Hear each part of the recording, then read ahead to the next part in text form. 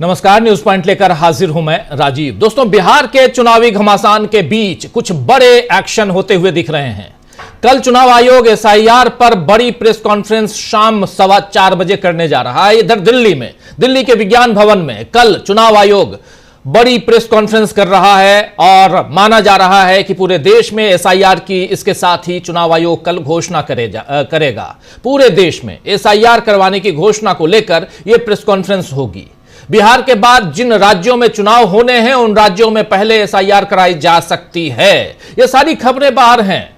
हालांकि बिहार एसआईआर के विवादों के सारे जवाब अभी नहीं मिले हैं। 4 नवंबर को फिर से सुप्रीम कोर्ट में सुनवाई होगी और सुनवाई में यह आएगा कि ये एसआईआर करवाना संवैधानिक रूप से सही है या गलत है। लेकिन शायद सब जानते हैं कि अब चुनाव आयोग आगे क्या कहने वाला है, क्या करने वाला है। खैर, चुनाव आयोग कल बड़े एक्शन का ऐलान करेगा और इधर नीतीश कुमार के लगातार 2 दिन के एक्शंस ने उनकी पार्टी जेडीयू को हिलाकर रख दिया है। जी हां, नीतीश कुमार के एक्शंस ने जेडीयू को, उनकी पार्टी को हिलाकर रख दिया है। 2 दिनों में कम से कम 16 नेताओं को नीतीश कुमार बाहर का रास्ता दिखा चुके हैं और इनमें पूर्व मंत्री और मौजूदा विधायक भी शामिल हैं।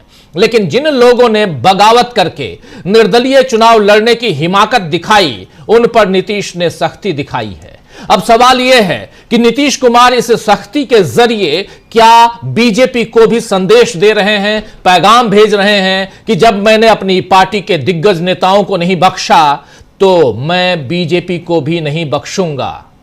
असल में यह बात इसीलिए उठ रही है क्योंकि आज चिराग पासवान ने कहा है कि 2020 में आरजेडी सबसे बड़ी पार्टी इसलिए बनी थी क्योंकि हम यूनाइटेड थे, हम यूनाइटेड नहीं थे। और इसी के साथ चिराग पासवान ने यह भी कह दिया कि हो सकता है कि जुगाड़ से महागठबंधन जीत जाए। यानी क्या एनडीए को, चिराग पासवान को, एनडीए के खेमे को यह लग रहा है कि महागठबंधन की सरकार बनने जा रही है? आइए जरा सुन लेते हैं चिराग पासवान को। सुनिए। अगर आप सरकार बना दें वो एक अलग बात है, बीच में जब आपको मौका मिला, बट बहरहाल बिहार की जनता ने कभी 15 साल दिए थे बिहार ने आपको। 15 साल में जिस तरीके से आपने, आपके परिवार ने, आपकी सरकार ने, आपके दल ने बिहार को बर्बाद करने का काम किया, यही कारण है कि वो दिन है और आज का दिन है। कभी बिहार ने आपको नहीं चुना आपको सरकार बनाने के लिए। हाँ, अब आप किसी जुगाड़ से आप समर्थन लेकर अगर आप सरकार बना दें वो एक अलग बात है, बीच में जब आपको मौका मिला, बट बहरहाल बिहार की तो किसी जुगाड़ से आप सरकार बना दें तो अलग बात है। यानी कहीं ना कहीं आपके दिमाग में, यानी चिराग पासवान के दिमाग में यह चल रहा है कि जुगाड़ सही लेकिन महागठबंधन की सरकार बन सकती है। या जिस तरह चिराग पासवान ने महागठबंधन के जीतने की बात मानी है, उससे जाहिर है कि इस बार एनडीए को कहीं ना कहीं हार का डर सता रहा है, हार का डर लग रहा है। उस पर से तेजस्वी यादव जो नई घोषणाएं कर रहे हैं उसमें बीजेपी के लिए जीत का रास्ता बनाना और मुश्किल हो गया है। असल में बीजेपी विकास और सुशासन की बात कर रही है लेकिन उसका रोड मैप नहीं दे रही। वहीं तेजस्वी यादव यानी महागठबंधन जातिगत समीकरणों को साधते हुए सामाजिक न्याय और हरेक वर्ग के फायदे की बात कर रहे हैं। यह फायदा कैसे मिलेगा, यह लाभ कैसे मिलेगा, इसका तरीका भी बता रहे हैं। जिस तरह से यहां तेजस्वी यादव अपनी बात रख रहे हैं और इसी वजह से एनडीए भी मान रहा है कि महागठबंधन के जीतने की उम्मीदें प्रबल हैं। आज ही तेजस्वी यादव ने ग्रामीण वोट बैंक को साधते हुए ऐलान किया है कि इंडिया गठबंधन के सत्ता में आने पर पंचायती राज व्यवस्था के प्रतिनिधियों के लिए 2 गुना भत्ता, पेंशन योजना और 50 लाख रुपए का बीमा कवर किया जाएगा। 50 लाख रुपए का बीमा कवर, तो ये ग्रामीण लोगों के लिए। तेजस्वी यादव के मुताबिक ये वादा पंचायत मुखियाओं, सरपंचों, पंचायत समिति सदस्यों और ग्राम कचहरी प्रतिनिधियों के लिए है जो लंबे समय से वित्तीय सुरक्षा और सामाजिक लाभों के लिए, सामाजिक फायदों की मांग कर रहे हैं।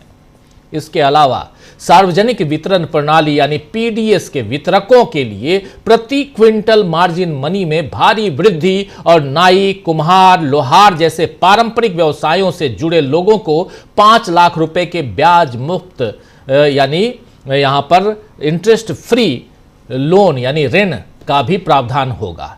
तेजस्वी यादव के ये वादे ग्रामीण बिहार को साधने की कोशिश करते हुए दिखते हैं दोस्तों, जहां पंचायती राज व्यवस्था और छोटे कारीगरों की बड़ी आबादी है। आपको बता दूं कि तेजस्वी यादव जब से ये वादे कर रहे हैं तो उस समय से उनके साथ मुकेश सहनी मौजूद दिखाई देते हैं। आप देखिए हर जगह मुकेश सहनी दिखाई दे रहे हैं। भावी सीएम और डिप्टी सीएम को साथ देखकर और महागठबंधन की रणनीति उस पर एनडीए पर भारी पड़ रही है। यह साफ दिखाई दे रहा है कि महागठबंधन जिस रणनीति के साथ आगे बढ़ रहा है, सीएम और डिप्टी सीएम जो भावी है, जो यहां सीएम इन वेटिंग और डिप्टी सीएम इन वेटिंग जो हैं वो दिखाई दे रहे हैं और एक साथ अगर हैं अपनी घोषणाएं, अपने वादे, अपने दावे कर रहे हैं तो यहां एनडीए पर यह भारी तो पड़ ही रही है। ये बातें, ये रणनीति जिसने अब तक अपने सीएम फेस का ऐलान भी नहीं किया है वो है एनडीए। और एनडीए से यह पूछा जा रहा है कि आखिर आपका सीएम फेस कौन है, क्या नीतीश कुमार ही सीएम बनेंगे? लेकिन कोई भी इसका जवाब नहीं दे रहा है। एनडीए का एक नेता नहीं कह रहा है कि हमारा मुख्यमंत्री जो होगा वो नीतीश कुमार ही होंगे। सिर्फ और सिर्फ एनडीए की तरफ से यह कहा जा रहा है कि हम नीतीश कुमार के लीडरशिप में, उनकी लीडरशिप में ही ये चुनाव लड़ रहे हैं। नेतृत्व में चुनाव लड़ना, लीडरशिप में चुनाव लड़ना और नेतृत्व को बाद में और आगे सीएम का फेस दे देना, इसमें फर्क होता है। इधर माफी चाहूंगा, इधर महागठबंधन में कांग्रेस उन विवादों को सुलझाने में लग गई है जो आरजेडी या वाम दलों के साथ फ्रेंडली फाइट की नौबत बना रहे हैं। कृष्णा अल्लावरू ने इस बारे में जो कुछ बताया है वो आपको सुनाना चाहता हूं, लेकिन उससे पहले एक बात जरूर बताना चाहता हूं। कल इसी मंच पे हम लोगों ने चर्चा की थी। चर्चा के दौरान यह बात भी आई थी कि कृष्णा अल्लावरू को बिहार के प्रभारी के रूप में, चुनाव प्रभारी के रूप में हटा दिया गया है कांग्रेस पार्टी की तरफ से। लेकिन यह सरासर गलत खबर थी। हमारे मन से भी यह खबर गई थी, इसलिए मैं आप लोगों से क्षमा प्रार्थी हूं, खेद जताता हूं। ऐसा कुछ भी नहीं था। कुछ गोदी मीडिया के लोगों ने इस खबर को हवा दे दी थी और वो खबर यहां तक पहुंच गई। हमारे कुछ साथियों ने भी इस पर चर्चा कर ली थी। लेकिन कृष्णा अल्लावरू आज की तारीख में जब हम ये प्रोग्राम कर रहे हैं, कृष्णा अल्लावरू जिस पद पर बिहार के लिए भेजे गए थे उसी पद पर बने हुए हैं। चलिए, ये कृष्णा अल्लावरू के लिए कहना था, लेकिन कृष्णा अल्लावरू ने यहां क्या कुछ कहा है जरा ये सुनिए। इस बारे में नहीं कि उनको हटाया गया कि नहीं हटाया गया, इस बारे में बात नहीं कर रहा हूं। बात मैं कर रहा हूं साफ साफ कि आखिर क्या नौबत बन रही है, क्या कुछ आ रहा है उसकी बात, और आरजेडी या वाम दलों के साथ फ्रेंडली फाइट की बात और उसको सुलझाने की कैसे नौबत बन रही है, इसकी बात यहां बता रहे हैं कृष्णा अल्लावरू। सुनिए। इस संगठन में बहुत सारे कार्यकर्ता हैं जिनकी उम्मीदें रहती हैं, तो टिकटों में उम्मीदें रखते हैं। कुछ सीटें नहीं मिलती हैं और जो सीट मिलती है उसमें हम एक ही व्यक्ति को टिकट दे पाते हैं। तो टिकट बंटवारा जब भी होता है किसी भी चुनाव में, किसी भी पार्टी में, किसी भी प्रदेश में, नाराज़गी रहती है। हमारे कुछ कार्यकर्ताओं की नाराज़गी जायज़ है, तो ये हर बार होता है। तो इसको हम पार्टी के लेवल पे टैकल कर दें। और कोई सवाल? आप टैकल कर लेंगे पार्टी के लेवल पे? बिल्कुल। सब कुछ ऑल इज वेल लग रहा है पूरी कांग्रेस में। अभी हमारा सारा फोकस चुनाव को लड़ने में है। यूनाइटेड होकर गठबंधन की तरफ से बिहार के लोगों के लिए, बिहार की समस्याओं को लेकर एक मजबूत हमारा विजन है, एजेंडा है। एक फ्रेश टीम है, यंग टीम है और हमें उम्मीद है कि बिहार समझती है कि अभी बदलाव की ज़रूरत है अगर बिहार को बेहतर बनाना है। जिस तरीके से एसआईआर को लेकर तो आप सुन रहे थे, यहां पर साफ साफ कृष्णा अल्लावरू कह रहे हैं और साथ साथ मिलकर हम कैसे चुनाव लड़ रहे हैं। फ्रेंडली फाइट की बात तो दूर की बात हो गई, लेकिन यहां साथ मिलकर कैसे चुनाव लड़ रहे हैं ये यहां पर बता रहे हैं कृष्णा अल्लावरू। इधर तेजस्वी यादव ने आज कटिहार में, मुस्लिम बहुल कटिहार जिले में एक जनसभा को संबोधित करते हुए आरोप लगाया कि उनके पिता और राजद प्रमुख लालू प्रसाद ने कभी सांप्रदायिक ताकतों से समझौता नहीं किया, लेकिन मुख्यमंत्री नीतीश कुमार ने हमेशा ऐसी ताकतों का साथ दिया है जिसके कारण राष्ट्रीय स्वयंसेवक संघ यानी आरएसएस और उसके सहयोगी संगठन राज्य और देश में नफरत फैला रहे हैं। उन्होंने भारतीय जनता पार्टी यानी भाजपा को भारत जलाओ पार्टी करार देते हुए कहा कि भाजपा सत्ता में आई तो सांप्रदायिक एजेंडा तेज होगा। इसी दौरान तेजस्वी ने वक्फ संशोधन अधिनियम को कूड़ेदान में डालने की बात कही है। वक्फ संशोधन, अगर हमारी सरकार आ गई तो ये जो अधिनियम जो बनाया गया, जो कानून बनाया गया, इसको हम कूड़ेदान में डाल देंगे। कटिहार से कांग्रेस के सांसद तारिक अनवर ने तेजस्वी यादव की इस घोषणा का स्वागत किया है। कटिहार के मंच पर जो कह रहे थे, जो बोल रहे हैं तेजस्वी यादव, जरा सुन लीजिए उनकी जुबानी, सुनिए।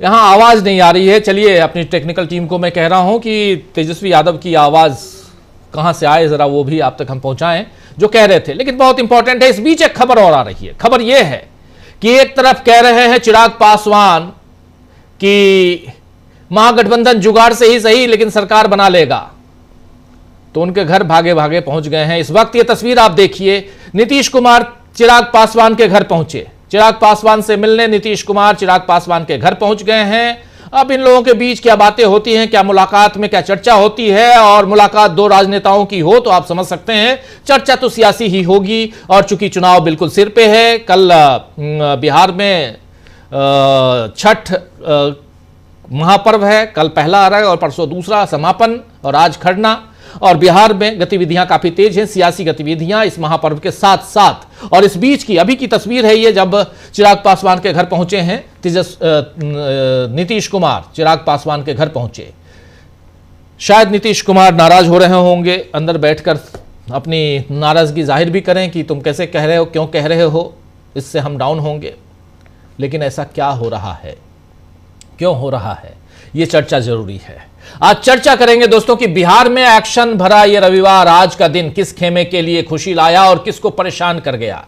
एक्शन से भरपूर आज का रविवार जो है वो किसके लिए परेशानी का सबब बनने जा रहा है। चुनावी घमासान के बीच विपक्ष का बड़ा एक्शन क्या है, इन सब पे हम चर्चा करेंगे। आइए, हमारे साथ कुछ वरिष्ठ साथी जुड़े हुए हैं, उनसे पहले आपका परिचय करवाता हूं, फिर आगे बढ़ते हैं। जरा स्क्रीन पर हमारे तमाम देखिए 5 वरिष्ठ साथी हमारे साथ जुड़े हुए हैं। जयशंकर गुप्त जी हमारे साथ जुड़े हुए हैं, हमारे साथ जुड़े हुए हैं प्रफुल्ल कोलखियान जी हमारे साथ जुड़े हुए हैं, अमलेंदु उपाध्याय जी, प्रशांत टंडन जी, और उधर बिहार से जुड़े हुए हैं हमारे साथी प्रेम कुमार जी। आप पांचों का स्वागत इस्तकबाल है, स्वागत इस्तकबाल आप तमाम दोस्त साथी शुभचिंतक आप सबका, जो अब तक जुड़ चुके हैं उनका भी, जो जुड़ने वाले हैं उनका भी पहले से ही आप सबको नमन करता हूं, प्रणाम करता हूं। प्रेम कुमार जी, सबसे पहले आपके पास ही आना चाहता हूं।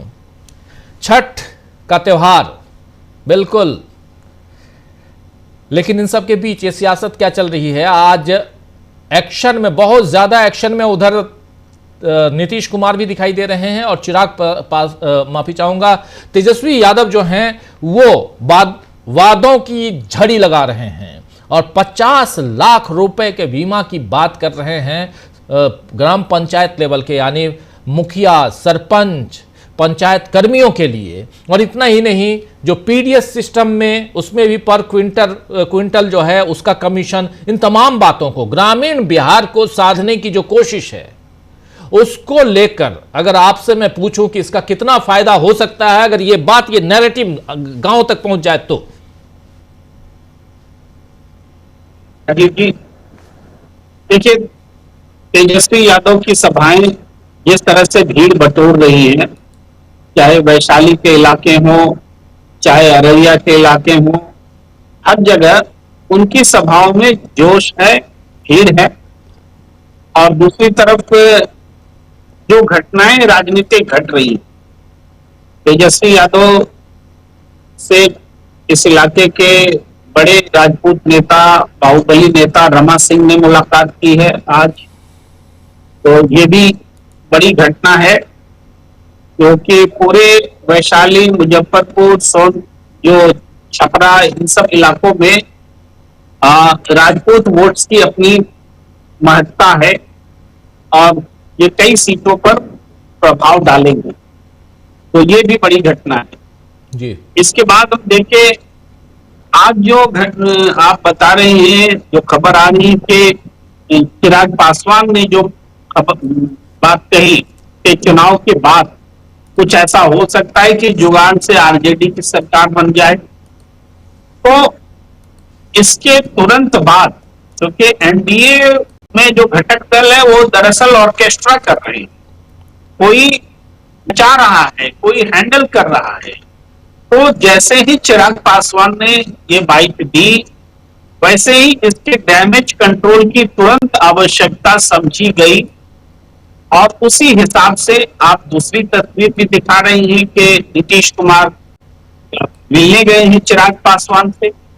जी यानी जो कुछ भी बेचैनी है, आप इसको कंपेयर कर लीजिए उस दिन की घटना से, जब सीट शेयरिंग के फॉर्मूले पर दिल्ली जाकर के सारे घटक दल के नेता एक बयान देते हैं कि हमने आपसी सहमति से सीट शेयरिंग का फॉर्मूला तय कर लिया।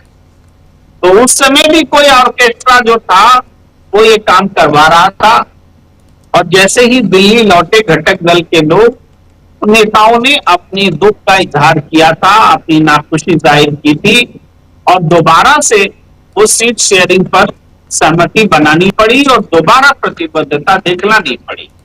तो इसका मतलब यह है कि घटक दल एनडीए के बेचैन हैं, और उनकी जो बेचैनी है उसको ठीक करने के लिए प्रबंधन के स्तर पर बीजेपी भी बहुत जोर शोर से लगी हुई है। ये चीजें साफ तौर पर दिखती हैं। जेडीयू ने जिस तरह से कल 11 नेताओं पर एक्शन लिया, जिसमें कई पूर्व विधायक थे, और आज 5 नेताओं पर एक्शन लिया जिसमें पूर्व मंत्री भी हैं, ये भी बड़ी घटना है और ये बताती है कि एनडीए के भीतर सीटों के बंटवारे में किस तरह से गड़बड़ झाला हुआ है। बीजेपी के भी जो उम्मीदवार हैं उनके खिलाफ बहुत सारे बागी उम्मीदवार मैदान में खड़े हैं जिसकी चर्चा नहीं हो रही। जेडीयू के भी उम्मीदवार के खिलाफ में बागी लोग खड़े थे, उस पर ध्यान अभी गया चूंकि जेडीयू ने एक्शन लिया। पर कुल मिलाकर के 2 दर्जन से ज्यादा सीटों पर एनडीए के तो सीधे बीजेपी और जेडीयू के खिलाफ बागी उम्मीदवार नजर आते हैं। तो ये बागी उम्मीदवार उनके लिए चिंता का सबब है और उन्हें ये डर सता रहा है कि आ सकते हैं जो चिराग पासवान की जुबान से निकला है।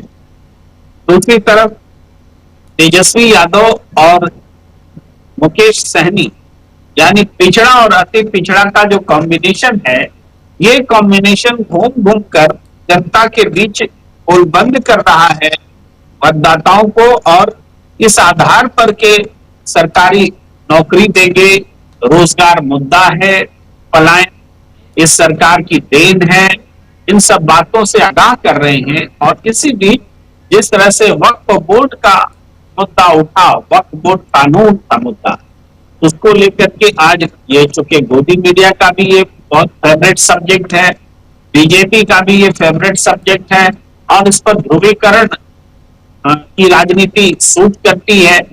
तो हमें लगता है तेजस्वी यादव ने भी एक स्टैंड लिया है कि इस मुद्दे पर जो होना हो सो हो, क्योंकि यही वो मुद्दा है जिस पर आरजेडी और जेडीयू के बीच मुस्लिम वोटों के वर्चस्व की लड़ाई है। जेडीयू यहाँ वक्फ बोर्ड के पक्ष में खड़ा है और आरजेडी, क्षमा कीजिए, वक्फ बोर्ड कानून के पक्ष में खड़ा है और आरजेडी उसका विरोध कर रहा है। तो इस मुद्दे पर मुसलमानों का समर्थन मायने रखता है, और आरजेडी ने जेडीयू से, क्योंकि एक दिन पहले आपने देखा होगा कि नीतीश कुमार ने एक ट्वीट किया, बहुत लंबा चौड़ा ट्वीट, और आज भी उन्होंने ट्वीट किया। तो कल जो ट्वीट किया था उसमें ये बात साफ थी कि कितना उन्होंने मुसलमानों के लिए किया और सारी बातें थी। आज भी जंगल राज की वो याद दिला रहे हैं। तो उस ट्वीट का मतलब ये था कि वो बेचैन है नीतीश कुमार के मुस्लिम वोट उनको करेंगे कि नहीं करेंगे। तो इस वजह से आज तेजस्वी का ये बयान फिर से बहुत महत्वपूर्ण हो गया है कि वक्फ बोर्ड कानून को वो निरस्त कर देंगे अगर सत्ता में आती है। हालांकि ये सेंट्रली होगा, बिहार के गवर्नमेंट के लेवल पर ये होने वाली चीज नहीं, लेकिन ये बयान जो है पोलराइजेशन की जो पॉलिटिक्स होती है उसका एक विपरीत ग्रुप जो है वहां वो भी अपोजिशन के साथ तेजस्वी यादव के साथ खड़ा है, और उसका मूल कारण बीजेपी के बजाय जेडीयू है। जेडीयू को मुसलमान वोट ना करे इसकी याद दिला रहे हैं तेजस्वी यादव। बिहार की राजनीति में ये बड़ा जो है बड़ी घटनाएं हैं जो चुनाव को प्रभावित करने वाली। जी राजीव जी जी बिल्कुल बिल्कुल। बिहार के चुनाव में जो सियासी वहां पर उठापटक हम लोग देख रहे हैं वो तो उस पर चर्चा कर ही रहे हैं। उसके अलावा कल अचानक प्रेस कॉन्फ्रेंस क्यों करनी पड़ रही है चुनाव आयोग को, इस पे भी हम चर्चा करेंगे। चुनाव आयोग कल शाम को 4:15 बजे प्रेस कॉन्फ्रेंस करने जा रहा है, इस पे भी चर्चा करेंगे। बहुत जरूरी है इस चर्चा भी, लेकिन बिहार की बात अभी कर रहे हैं। प्रशांत टंडन जी, जरा आपसे भी समझना चाहता हूं, यहां चिराग पासवान का बयान कितना मायने रखता है, और आज चूंकि खरना है वहां शाम को प्रसाद खाने पहुंचते हैं लोग, और चिराग पासवान के घर जब मुख्यमंत्री नीतीश कुमार पहुंचे हैं तो उन्होंने यही कहा है कि बस प्रसाद खाने आ गया हूं आपके यहां। सिर्फ प्रसाद खाने, अभी तक तो पहुंचे नहीं थे, आज तक तो गए नहीं आप, आज अचानक आप प्रसाद खाने कैसे पहुंच गए? कह रहे हैं यहां नीतीश कुमार कि क्या जी हम तो आपका दर्शन करने चले आए, आज प्रसाद खाने के लिए चले आए आपके घर। चलिए जरा मैं कोशिश करता हूं कि उनकी ये बाइट ही सुनवा दो कि आपका दर्शन करने चले आए। जरा बाइट हो तो सुनवा दीजिए, और उसके बाद फिर सीधे आना चाहता हूं प्रशांत टंडन जी के पास आता हूं। चलिए प्रशांत जी पहले अपनी बात रखिए, फिर ये बाइट बीच में आ जाती है, सुनवाता हूं मैं। पैनिक तो है एनडीए में, और वो पैनिक तमाम स्तर पर दिखाई दे रहा है। चाहे वो मुद्दों का आप बात देख लें, मुद्दों के बीच जो झगड़े हो रही है, जिस तरीके से एनडीए को एक रखने की कोशिश हो रही है, तो इस पैनिक पे हम बात करेंगे। लेकिन जो एसआईआर का मुद्दा है, जिस पे कल प्रेस कॉन्फ्रेंस कर रहा है चुनाव आयोग, इसको ये बहुत महत्वपूर्ण मुद्दा है, क्योंकि बिहार से सीधा उसका संबंध है। और 14 नवंबर को हम लोग देखेंगे जब रिजल्ट आएगा कि इलेक्शन कमीशन का कितना बड़ा रोल या कितनी इस चुनाव के नतीजे में है। क्योंकि मैं बिहार से होकर आया हूँ, प्रेम कुमार जब भी है, एसआईआर एक फैक्टर बिहार के नतीजों में होगा। वो कितना इम्पैक्ट होगा वो हम 14 तारीख को देखेंगे, लेकिन होगा। अब वो कितना डैमेज कंट्रोल विपक्षी पार्टियां कर पाई हैं, ये हम जब रिजल्ट आएंगे तो देखेंगे। लेकिन बहुत साफ है कि राष्ट्रीय स्तर पर बीजेपी और नरेंद्र मोदी अब वोट पाने की स्थिति में नहीं रह गए, मतलब उतने वोट की उनकी सरकारें बन जाएं। जी। उत्तर प्रदेश जैसे जगह पे, जो कि बीजेपी का गढ़ माना जाता है, जहां पर अयोध्या जिसको लेकर चुनाव लड़ा आपने, वहां नरेंद्र मोदी खुद चुनाव लड़ रहे थे और बड़ी मुश्किल से मैं कहूंगा कि जीत पाए, जो उसमें भी तमाम सवाल खड़े होते हैं।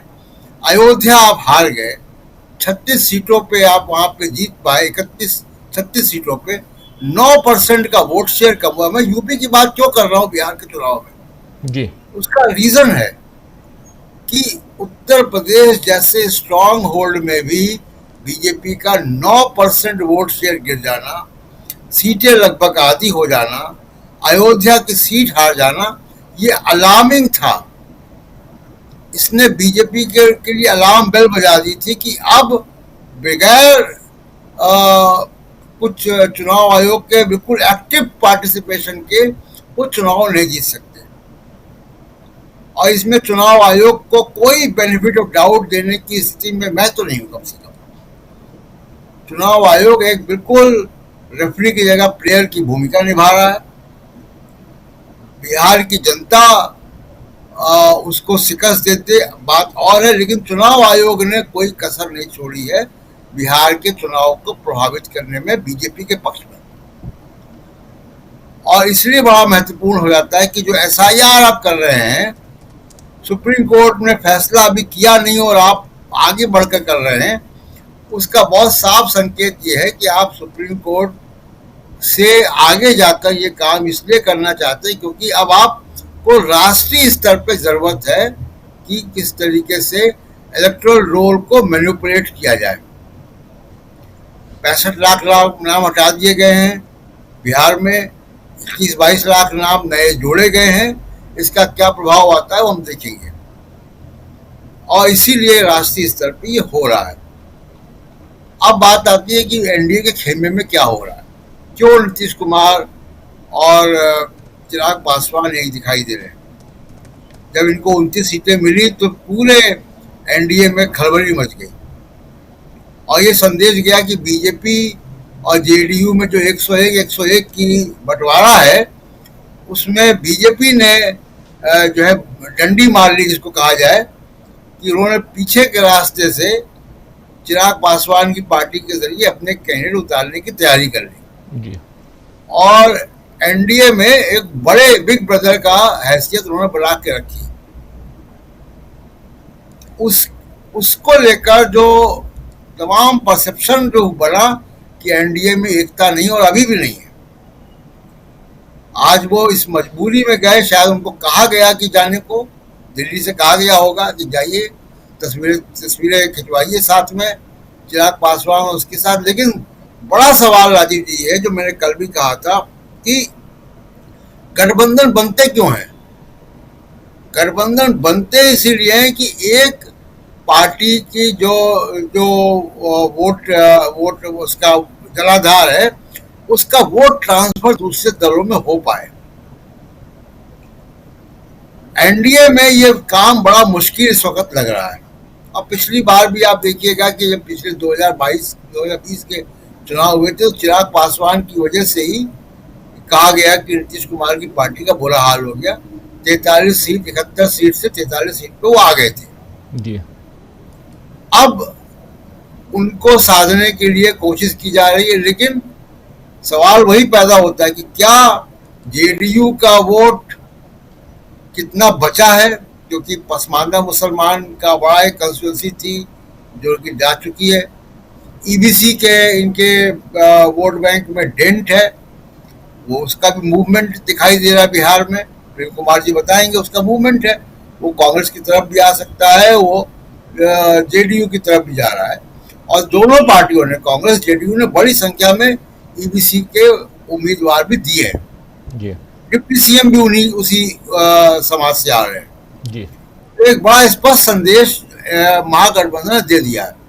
और इन दो बड़ी कंस्टिट्यूंसीज को, यानी ईबीसी और पसमानदा मुसलमान को भी उसमें अगर आप जोड़ दें, अगर वो शिफ्ट होती नीतीश कुमार की तरफ से, तो नीतीश कुमार जो 43 सीट पिछली बार लेकर आए थे, उसको, उस आंकड़े को भी शायद ना छू पाए। और उस आंकड़े को अगर नहीं छू पाते हैं आज की तारीख में, नीतीश कुमार की जेडीयू को कम से कम अगर 50 सीटें नहीं मिलती हैं, तो बीजेपी, तो एनडीए की सरकार बनना मुश्किल होगा। वहां चिराग पासवान की पार्टी को पिछली बार 1 सीट मिली थी। तो ये सबसे बड़ा इंपॉर्टेंट है कि कितनी सीटें लेकर नीतीश कुमार आते हैं, क्योंकि बीजेपी ने पिछली बार अपना बेस्ट परफॉर्मेंस दिया था जी। क्या बीजेपी का स्ट्राइक रेट बढ़ने जा रहा है? अब आप कंपेयर कीजिए कि 2020 में देश की हालात क्या थी। 2020 में 2019 का चुनाव 303 सीटें बीजेपी लाके जीत चुकी थी। उसके बाद बिहार का चुनाव हुआ था। अभी 400 पार का गुब्बारा फूट चुका है। उत्तर प्रदेश में क्या नतीजा है, इसकी चर्चा मैं कर चुका हूं जी। राहुल गांधी तब तक उस तरीके से उभर कर नहीं आए थे 2019 में जैसा अब है। भारत जोड़ो यात्रा हो चुकी, बिहार की यात्रा हो चुकी, 2 भारत जोड़ो यात्रा हो चुकी। कांग्रेस अब 100 के पार है, लोकसभा में एलओपी है। तेजस्वी यादव डिप्टी सीएम बन चुके हैं, उनकी बिहार में अब हैसियत है। और कंप्लीट जो ट्रांसफर होना चाहिए, पॉलिटिकल ट्रांसफर, वो लालू प्रसाद यादव और तेजस्वी यादव के बीच में जनरेशनल ट्रांसफर, पीढ़ी का ट्रांसफर हो चुका है लीडरशिप में। अब ऐसे में नीतीश कुमार क्या वो परफॉर्मेंस रिपीट कर पाएंगे, ये बड़ा मुश्किल है। मुझको लगता है कि राजीव जी कि चुनाव जैसे से करीब आएगा, बीजेपी विवश हो जाएगी नीतीश कुमार को मुख्यमंत्री का चेहरा बनाने के लिए। जी, मुख्यमंत्री का चेहरा अब हालांकि समय बहुत कम है और विवश होती है या नहीं होती है, लेकिन ये एक बहुत महत्वपूर्ण बात आप यहां कह रहे थे कि बेस्ट परफॉर्मेंस ऑलरेडी बीजेपी दे चुकी है। पिछली बार बीजेपी 121 सीटों पे चुनाव लड़ रही थी, 115 सीटें आई थी, 114 पे बीजेपी, 115 पे जेडीयू। 121 122 का मामला था उस समय, लेकिन इस बार 101 सीटों पे चुनाव लड़ रहे हैं दोनों दल, जेडीयू और बीजेपी, और जिसमें से 80 सीटें ऑलरेडी हैं। बीजेपी के पास 80 सीटें हैं। पिछली बार 2020 का जो रिजल्ट आया था, रिजल्ट वाले दिन बीजेपी के पास 74 सीटें थी, 74 सीटें थी, आरजेडी के पास 75 सीटें थी। एक सीट से आरजेडी नंबर 1 पार्टी बनी थी। लेकिन अब 2025 आते आते बीजेपी के पास 80 सीटें हैं। अब 80 सीटें रिटेन भी करती है बीजेपी, तब भी क्या 101 में से 80 सीटें लेके आ सकती है? पहला सवाल, इतना बढ़िया स्ट्राइक रेट क्या बीजेपी का आ सकता है बिहार में? और जयशंकर जी, जरा आपके पास आ रहा हूं इन सवालों के साथ। दूसरी बात कि क्या नीतीश बाबू आज की तारीख में अपनी 43 सीटें रिटेन कर पाएंगे? अगर वो रिटेन कर लेते हैं, 80 सीटें इनके पास, तो ऑलरेडी उनकी सरकार बन गई। और नहीं रिटेन कर पाते हैं, तब फिर क्या होगा? क्या ये बात चिराग पासवान को समझ में आ गई है? इसलिए जुगाड़ वाली बात कह रहे हैं चिराग पासवान। तो थोड़ा चिराग पासवान के घर चूंकि पहुंचे हैं नीतीश बाबू, अचानक क्यों पहुंच गए, क्या कह रहे थे, अभी सुनाना चाहता था। एक बार चलिए सुन लेते हैं और फिर जयशंकर जी आपके पास आता हूं। सुनिए जरा क्या कह रहे हैं यहां नीतीश बाबू जब चिराग पासवान के घर पहुंचे। सुनिए। दर्शन करने के लिए चले आए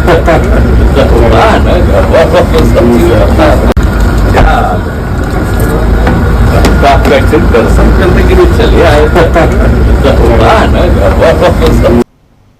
क्या जी, हम तो आपका दर्शन करने के लिए चले आए आपके घर आए थे, खरना का प्रसाद खाने के लिए आए हुए हैं। लेकिन सियासत में सब कुछ सीधा नहीं होता, घोड़े की चाल चलती है। जैसे शतरंज में हम लोग ढाई घर खेला करते हैं, वैसे ही ये ढाई घर वाली चाल है। यही है ना जयशंकर जी? आप तो राजनीति को बहुत नज़दीक से जानते हैं, आपसे बेहतर कौन? हम लोगों के बीच आप हैं जो राजनीति को बहुत नज़दीक से आपने देखा है। नहीं राजेश जी, पता नहीं नीतीश कुमार तंज कर रहे थे या क्या कर रहे थे, समझ में नहीं आया। क्योंकि चिराग पासवान इतने दर्शनीय तो नहीं हो सकते हैं, ना तो उम्र में है ना कोई अदरवाइज भी, कि उनका दर्शन करने के लिए मुख्यमंत्री को उनके दरवाजे पे जाना पड़े, तो ऐसी कोई बात तो मुझे समझ में नहीं आती है। और जहां तक चिराग पासवान का बयान है, वो तो असल बात यह है कि पूरे एनडीए खेमे में खलबली और बौखलाहट है। बौखलाहट इसलिए भी है कि जिस तरह से प्रधानमंत्री नरेंद्र मोदी और अमित शाह की भाषा बिहार में सुनने को मिल रही है, जिस तरह से अल्ल-बल जाकर के वहां ये बोल रहे हैं लोग, इनको कुछ पता भी है कि नहीं मालूम नहीं है। कभी कोई कह दे रहा है कि साहब 20 साल के जंगल राज को लोग याद रखेंगे। अरे भाई 15 साल तो कुल मिलाकर के लालू, राबड़ी, जनता दल सब मिला के सरकार थी, जिसमें 4 साल 5 साल तो नीतीश कुमार भी शामिल थे शुरू के सालों में, और रामविलास पासवान तो उसके और आगे भी उसमें शामिल थे, उनके साथ ही थे। तो अब उसको किसमें गिनते हैं किसमें नहीं गिनते हैं। 20 साल से तो नीतीश कुमार का राज है, और आज जो राज है उसमें जिस ढंग का जंगल राज दिख रहा है, वो तो किसी भी जंगल राज से ज्यादा भयावह है। क्योंकि जो नई पीढ़ी है, जो नए बच्चे हैं, उनको तो मालूम नहीं है कि 20 साल पहले क्या हुआ था क्या नहीं हुआ था। न तो उनको ये मालूम था कि हमारे बाप दादाओं को जमीन पर बैठाते थे लोग, उनको वोट देने का अधिकार नहीं मिलता था, उनको सामने कुर्सी पर बैठने का अधिकार नहीं मिलता था। और ये भी नहीं याद है कि साहब जैसे इस तरह ये लोग प्रचार करते हैं कि साहब शाम के बाद लड़कियां नहीं निकल पाती थी और दुकान लोग बंद कर देते थे। लोग आज की तारीख में देख रहे हैं कि कैसे महिलाओं के साथ बलात्कार हो रहा है, कैसे दुकानदारों को सरेआम दिन दहाड़े हत्या कर दी जा रही है, मेडिकल कॉलेज की जो हालत हो रही है वहां जिस तरह की घटनाएं हो रही हैं। तो ये सारी चीजें तो आजकल के युवाओं को पता है। आजकल के युवाओं को ये पता है कि जब वो रोजगार मांगने जाते हैं तो किस तरह से उनके ऊपर लाठियां बरसाई जाती हैं। तो ये सारी चीजें हैं, लेकिन वही है। अब जाके देखिए, गृह मंत्री इस देश का है और वो जाके कह रहे हैं कि साहब उसामा शहाबुद्दीन और उसका टेरर। अरे भाई, शहाबुद्दीन का टेरर था नहीं था, एक हिस्सा जो वहां का सिवान को उसको पूछता है, दूसरे हिस्से में उसके खिलाफ गुस्सा है, ये बात सही है। लेकिन उसके बेटे का क्या है? उसके बेटे के खिलाफ तो कोई भी एक आरोप भी नहीं है। और आपके गठबंधन ने कम से कम दर्जन भर ऐसे कुख्यात अपराधियों को टिकट दिया है। अनंत सिंह जैसा आदमी जिसके घर में AK-47 राइफल बरामद हुई, हुलास पांडे और कैसे कैसे तमाम ऐसे नाम हैं जिनको गिना जा सकता है। तो गृह मंत्री के लेवल पे आदमी अगर इस ढंग की बातें कर रहा है तो इसका मतलब कि कहीं ना कहीं जो है बौखलाहट है और हार की संभावनाएं साफ साफ दिखाई दे रही हैं। अब प्रधानमंत्री जी जा करके मतलब 10 तरह की बातें कर रहे हैं, लेकिन उनको ये भी एक बार भी याद नहीं आ रहा है कि हमने इसी बिहार के लोगों को कितने लाख कितने हजार करोड़ रुपए का विशेष पैकेज देने की आरा में घोषणा की थी। उनको ये भी याद नहीं आ रहा कि साहब मोतिहारी में उन्होंने शुगर मिल चालू करने की बात कही थी। तो ये सब वादों को क्या हुआ क्या नहीं हुआ, अब ये सब चीजें हैं। लेकिन दूसरी बात क्या है राजीव जी, इधर 2-3 घटनाएं हुई हैं। एक तो महागठबंधन ने तेजस्वी यादव को मुख्यमंत्री का उम्मीदवार घोषित किया और डिप्टी चीफ मिनिस्टर के रूप में मुकेश सहनी का किया। मुकेश सहनी के बारे में मेरी शुरू से राय रही है कि वो ढुलमुल यकीन है और लोकसभा के चुनाव का रिकॉर्ड बहुत खराब था। उन्होंने कुछ टिकट अपने अलग ढंग के लोगों को दे दिया था, आरोप बेचने के भी लगे थे। लेकिन इस बार जो टिकटों का वितरण किया है मुकेश सहनी ने, इस बार खास तौर से अपने स्वजातीय निषाद समाज के लोगों को कई टिकट दिए हैं। तो इससे थोड़ा सा लग रहा है कि उनमें भी कुछ एक सुधार आया है और उसका असर ये पड़ा है कि अब महागठबंधन का फोकस जो है वो ओबीसी के अलावा ईबीसी और अल्पसंख्यक पे है। ईबीसी समाज इससे बहुत प्रभावित हुआ है। जैसे एक तो आरजेडी ने मंगली लाल मंडल को अपना अध्यक्ष बनाया प्रदेश का, जो धानुक समाज से हैं, ईबीसी समाज से आते हैं, और निषाद जो ईबीसी जाति है उसके आदमी को आप उप मुख्यमंत्री बनाने की बात कर रहे हैं। तेजस्वी यादव ने अपनी सभाओं में संकेत दिया है कि साहब सरकार बनने के बाद मुस्लिम समाज या अल्पसंख्यक समाज को भी पर्याप्त महत्व दिया जाएगा, यानी हो सकता है कि उनके यहाँ से भी कोई बनेगा, उप मुख्यमंत्री बन सकता है, दलित को भी उचित प्रतिनिधित्व मिलेगा। तो इस तरह की बातें एक तो ये हैं। दूसरी बात यह है कि जो 10,000 रुपए मुख्यमंत्री नीतीश कुमार ने महिलाओं को दी थी, अब वो उसके बारे में उसकी खिल्ली उड़ने लगी है कि भाई ये तो कर्जा बांटा है, इसको वसूली हो जाएगी। लेकिन तेजस्वी यादव ने जो ये कहा है बात कि हर घर एक रोजगार देंगे, यानी कोई ऐसा घर बिहार में नहीं रहेगा जहां पे नौकरी नहीं रहेगी जी। तो इसने बहुत जबरदस्त असर ढाया है। मतलब लोग इतने प्रभावित हुए हैं कि भाई ये बात देखो, तेजस्वी ने उस समय जब कही थी, जब महागठबंधन की सरकार नीतीश कुमार के साथ मिलकर साझा कर रहे थे, उस समय जब रोजगार देने की बात करी थी और उसको लागू किया तेजस्वी यादव ने, गांधी मैदान में नौकरियां बांटी। तो वही आदमी जो कहता है वो करता है, एक भरोसा लोगों में जग गया है।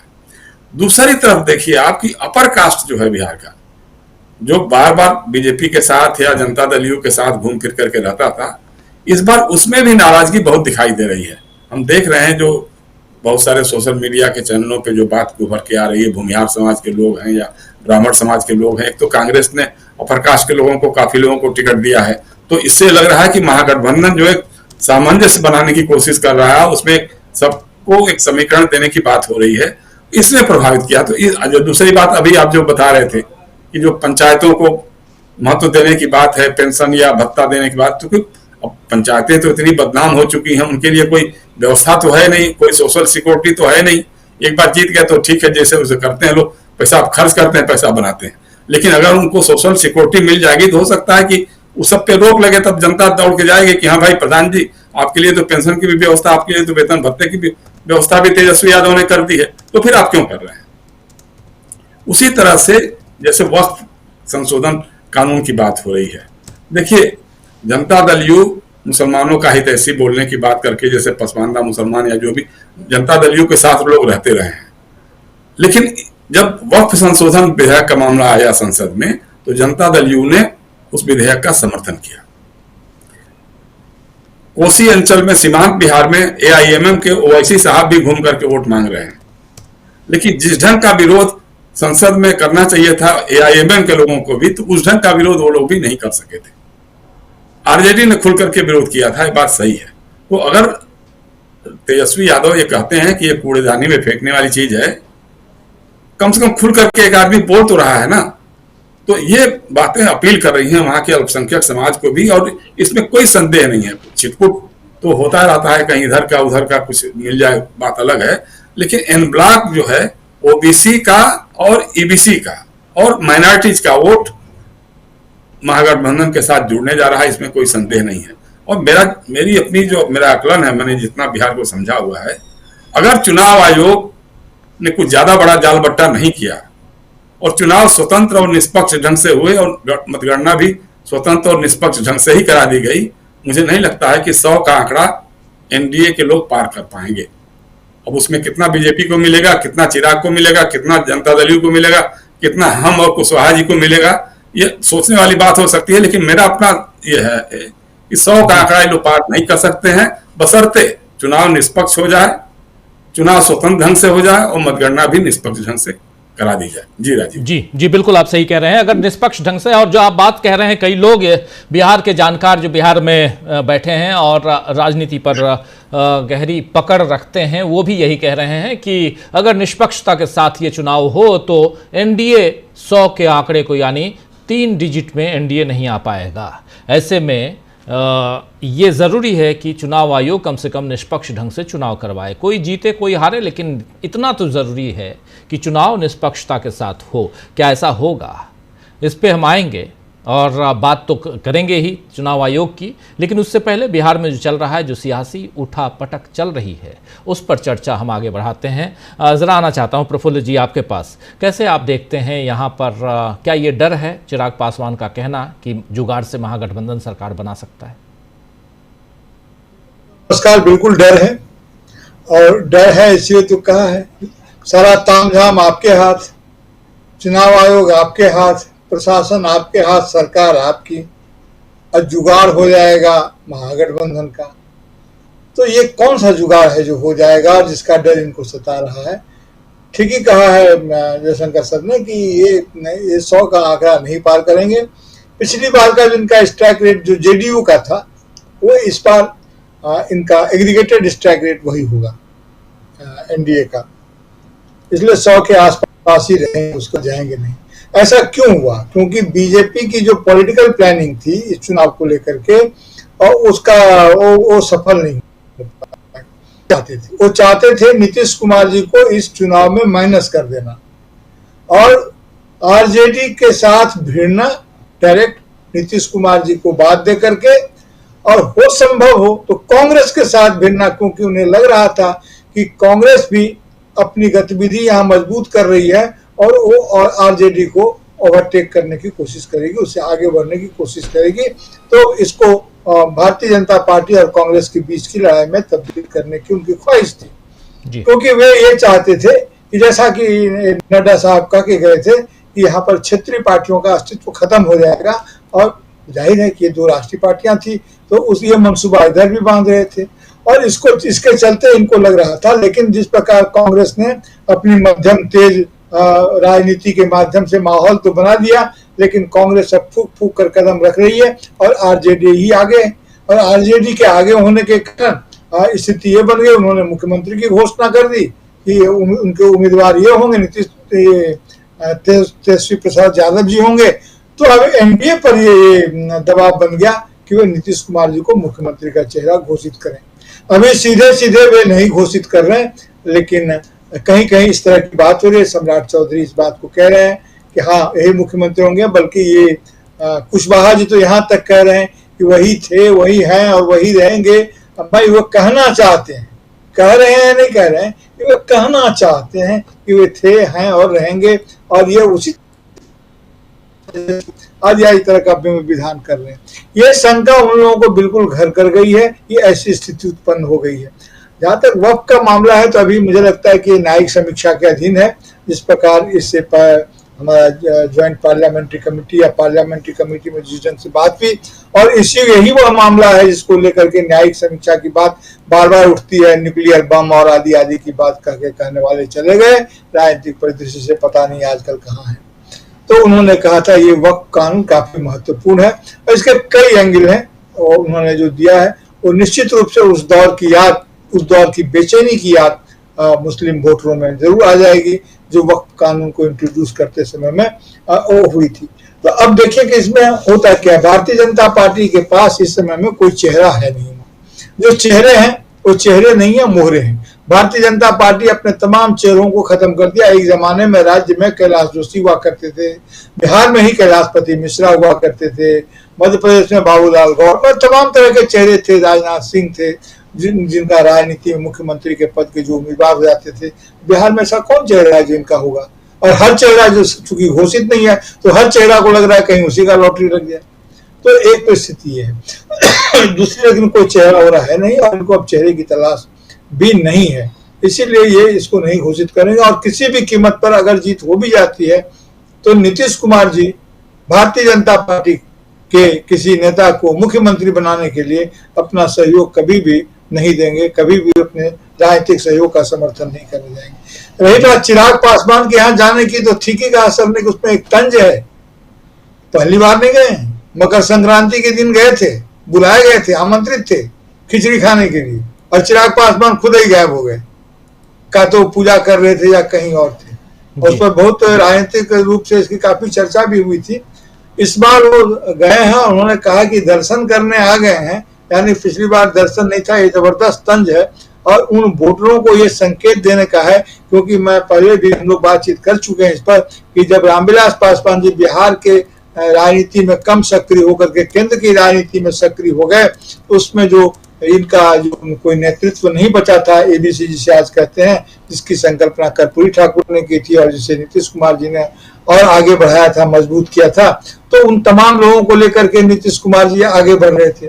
पिछली बार जब चिराग पासवान उसमें गए तो उन्होंने एक खास तरह के वोटर को अपने पक्ष में कर लिया और ईबीसी वाला वह फॉर्मूला नीतीश जी का कमजोर हो गया, जिसको लोकल को फॉर्मिडेबल कॉम्बिनेशन जो एमवाई का कॉम्बिनेशन था आरजेडी का, जिससे नीतीश कुमार जी लड़ रहे थे। इस बार की स्थिति यह है कि वो वहां साथ तो आ गए हैं, लेकिन ईबीसी वोट का एक बड़ा हिस्सा कांग्रेस के आश्वासन के बाद, कांग्रेस पर भरोसा करते हुए, राहुल गांधी पर भरोसा करते हुए कि उनके साथ पिछले बार की तरह जैसे बहुसंख्यक जाति की राजनीति का वह दबाव नहीं होगा, वो लोग वहां पर गए हैं, उन पर भरोसा कर रहे हैं, तो वो जा रहा है। और फिर जेडीयू का भी के साथ जो था जो वर्ग था, सवर्ण वर्ग था, वो भी राहुल गांधी के राजनीतिक नेतृत्व के समक्ष उनके टिकट बंटवारे की शैली को देख करके भी उस सेगमेंट का भी एक हिस्सा आ रहा।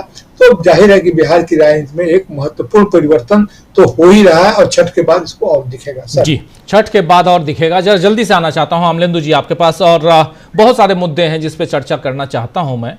थोड़ा जल्दी हम बात करते हैं, और आप इसको कैसे देखते हैं अमलेंदु जी? मुद्दों की बात अगर करें तो और वादों की बात करें, अभी देखिए घोषणा पत्र किसी का नहीं आया, किसी का मैनिफेस्टो सामने नहीं है, लेकिन जो कुछ भी छन छन के बाहर निकाल के लाया गया है उसमें तेजस्वी यादव यानी महागठबंधन आगे दिखाई दे रहा है। और महागठबंधन ने सबसे पहले देखिए एक घोषणा, बहुत बड़ी घोषणा की कि हर घर को रोजगार, हर घर में एक रोजगार की गारंटी पक्की 20 महीने में।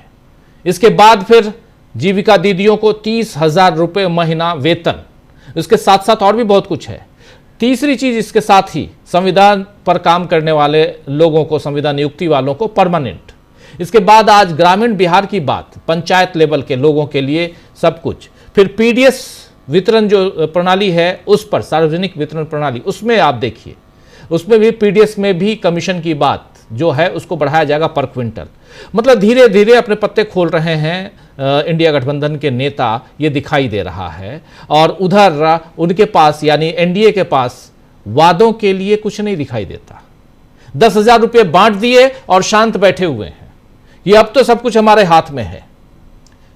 धरातल पे इसका कितना असर है, ये तो दो साथी हमारे प्रेम कुमार जी वहां हैं ऑलरेडी और प्रशांत टंडन जी घूम के आए हैं, ये दोनों बता चुके हैं कि 10,000 रुपये का कितना असर है। लेकिन आज की तारीख में जब दूसरा पक्ष यानी महागठबंधन जब इन वादों के पिटारों को खोल रहा है लगातार, तो क्या कुछ आपको दिखाई देता है? क्या यहीं से वो चिराग पासवान का वो बयान जो है वो डर के रूप में देखा जाए? अमलेंदु जी। राजीव जी, चिराग पासवान का डर असल में कई सतहों पे है। एक तो वादों के स्तर पे तो है ही, चूंकि अभी तक एनडीए की तरफ से ना तो मुख्यमंत्री का चेहरा कोई घोषित किया गया है, ना कोई कॉमन मिनिमम प्रोग्राम है। कॉमन मिनिमम प्रोग्राम होगा तो उसमें घुसपैठिए होंगे कि नहीं होंगे, ये सारी बातें भी बहुत सारी हैं। बीजेपी तो घुसपैठियों के नाम पे चुनाव लड़ रही है, घुसपैठियों के नाम पे नीतीश कुमार और चिराग पासवान और जीतनराम मांझी, उपेंद्र कुशवाहा चुनाव लड़ेंगे कि नहीं लड़ेंगे, ये भी समस्या है। और दूसरी जो महत्वपूर्ण बात है राजीव जी, वो यही है जो आपने भी कहा कि तेजस्वी यादव की तरफ से जो घोषणाएं की गई हैं और उसको महागठबंधन की ही घोषणाएं माना जा रहा है, क्योंकि कांग्रेस ने भी कह दिया है कि जो तेजस्वी ने कहा है वही हमारी बातें भी हैं और हो सकता है बाद में कोई कॉमन मिनिमम प्रोग्राम भी आए, संयुक्त घोषणा पत्र भी आए। और नहीं भी आता संयुक्त घोषणा पत्र, अगर अलग अलग भी आता है, तो राजीव जी अभी तक कांग्रेस ने भी जो वादे किए हैं और जिस तरीके से वादे तेजस्वी यादव ने किए हैं, उनमें कोई मत भिन्नता दिखाई नहीं पड़ती है, बल्कि एकरूपता ही दिखाई पड़ती है कि दोनों की बातें लगभग एक समान है।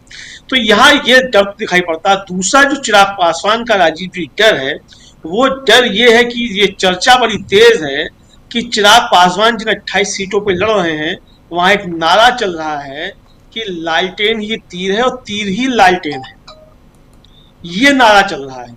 और ये चिराग पासवान को लग रहा है कि कहीं चाचा जो है वो चुनाव के बाद पलटी ना मार जाए और चिराग पासवान को सबक सिखाने के लिए चाचा काम ना करें, तो इसलिए जो है चिराग पासवान ये कहते हुए सुने जा रहे हैं। और एक वीडियो बहुत वायरल हो रहा है राजीव जी, वो जो मोकामा से लड़ रहे हैं अनंत सिंह जी, जब नारा लगता है नीतीश कुमार जिंदाबाद, तब तो वो जो है नारा लगाते हैं नीतीश कुमार जिंदाबाद, लेकिन जब उपेंद्र कुशवाहा, जीतन राम मांझी और चिराग पासवान का नारा लगता है तो वो खामोश रहते हैं। जब अनंत सिंह का, वो खामोश हो जाते हैं, और जैसे ही अनंत सिंह का नारा लगता है तो मंच टूट जाता है। तो ये बहुत से डर जो है, तो ये डर जो एक तरीके से है, ये भी चिराग पासवान का निकल के आ रहा है। आप जाहिर है कि आज जब पहुंचे हैं नीतीश कुमार, तो नीतीश कुमार ने जो किया, अब नीतीश कुमार की राजनीति मुझे लगता है राजीव जी सिर्फ ये है कि नीतीश कुमार कुछ हो या ना हो, लेकिन नीतीश कुमार की रास्ते में जिसने कांटे बोए हैं, उसके रास्ते में वो गोखरू बिछा दें, ये काम नीतीश कुमार निश्चित तौर पर करेंगे और ये उनको करना भी चाहिए राजीव जी। बिल्कुल बिल्कुल, आप सही कह रहे हैं। जरा अब आना चाहता हूं, आगे बढ़ते हैं, प्रेम कुमार जी के पास आना चाहता हूं। लेकिन प्रेम कुमार जी, शुरुआत में एक बाइट सुनाना चाहता था मैं, तेजस्वी यादव की आवाज नहीं आई थी। वक्फ बिल की बात अभी थोड़ी सी चर्चा प्रफुल्ल जी ने की थी, वक्फ कानून की बात। वक्फ कानून को कूड़ेदान में डाल देंगे। कांग्रेस के सांसद तारिक अनवर ने इसका स्वागत किया कि हाँ, सही कहा आपने। वक्फ के बारे में मैं अभी तक सोचता रहा कि आखिर इंडिया गठबंधन के लोग इसको मुद्दे के रूप में आगे क्यों नहीं बढ़ा रहे हैं। आज सही समय पे सही जगह पर इस मुद्दे को छेड़ दिया है। छेड़ने के बाद कई लोग डरते हैं, कई नेता इंडिया गठबंधन के भी डरते हैं कि मुसलमानों का नाम लेंगे तो कहीं ऐसा ना हो कि हिंदू पोलराइज हो जाए।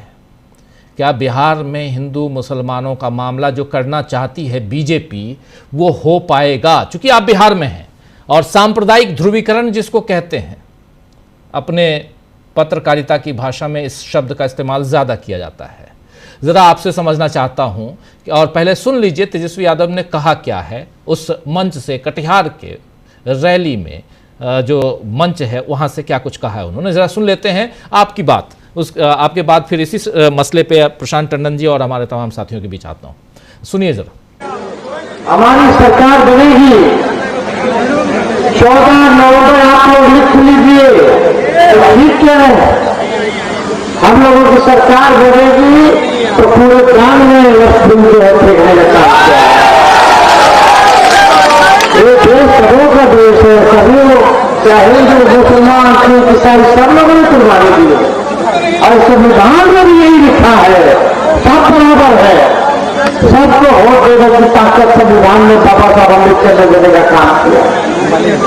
चाहे गरीब हो, अमीर हो, दलित हो, यहाँ पर कास्ट हो या हिंदू हो या।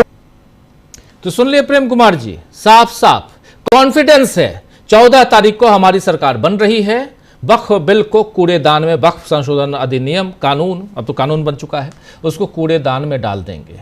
हमारा संविधान भी यही कहता है, यहाँ गरीबों अमीरों सबको एक समान अधिकार दिया गया है। ये बात कह रहे थे यहाँ पे तेजस्वी यादव। अब यहाँ मामला सिर्फ इस बयानबाजी का नहीं है, मामला यहाँ सांप्रदायिक ध्रुवीकरण का है, मामला जो है वो सत्ता पक्ष और विपक्ष का है, मामला सियासी और उसमें भी चुनावी राजनीति का, जो चुनाव में जो राजनीति चल रही है उसका है। फायदा या नुकसान? जी राजीव जी, मामला कुछ और भी नजर आता है। देखिए, जेडीयू एनडीए में है और वक्फ बोर्ड बिल पर खामोश रहने की वजह से जेडीयू बहुत डिफेंसिव है, मुसलमान वोट के को लेकर के चिंतित भी है। आप देखे होंगे कि पोलराइजेशन वाला जो भाषण होता है हिंदू मुसलमान वाला, वो भाषण नरेंद्र मोदी नीतीश कुमार की मौजूदगी में बोलने से बचते हैं, अब तक बच रहे, क्योंकि नीतीश कुमार अब और बर्दाश्त नहीं कर सकते कि उनका वोट बैंक को कोई नुकसान करे। बहुत नुकसान हो गए। तो अब यहाँ पर यह समझिए कि जो खेला चल रहा है परिदृश्य में पर्दे के पीछे, वो ये कि जो अभी अमलेंदु जी ने कहा कि तीर ही लालटेन है और लालटेन ही तीर है, ये जो बातें चल रही हैं, ये क्या किस रूप में जा रहा है? तो ये जो वक्फ बोर्ड का मुद्दा है ना, ये मुद्दा इसीलिए तेजस्वी यादव ने जोर शोर से पकड़ा है कि नीतीश कुमार को कस करके धरा जा सके। अब नीतीश कुमार को इस पर बोलना पड़ेगा, स्टैंड क्लियर करना पड़ेगा, और इस पर अगर बीजेपी बहुत ऑफेंसिव होती है, बीजेपी वर्सेस आरजेडी अगर मामला होता है, तो वैसी स्थिति में नीतीश कुमार चुप रह करके भी अपना नुकसान करा रहे होंगे। तो ये एक बात है, इसीलिए तेजस्वी ने इस विषय को पकड़ा है। दूसरी बात यह है कि इस विषय के माध्यम से एनडीए के भीतर अंतर विरोधों को वो बढ़ाया जा सकता है, ये भी एक पॉइंट है। नीतीश कुमार जब कभी भी गठबंधन में हटते हैं या जुड़ते हैं तो कोई लॉजिक देने की हमेशा वो कोशिश करते हैं, पॉलिटिकली करेक्ट रहने की कोशिश करते हैं। जब महागठबंधन छोड़ते हैं तो भाई तेजस्वी के यहाँ छापा पड़ गया इसलिए छोड़ते हैं, करप्शन का मुद्दा लेके छोड़ते हैं। जब एनडीए को छोड़ते हैं तो वो कहते हैं कि भाई ये लोग क्या कर रहे थे, ये सांप्रदायिक पार्टी है, इस तरह की बातें वो बोलते।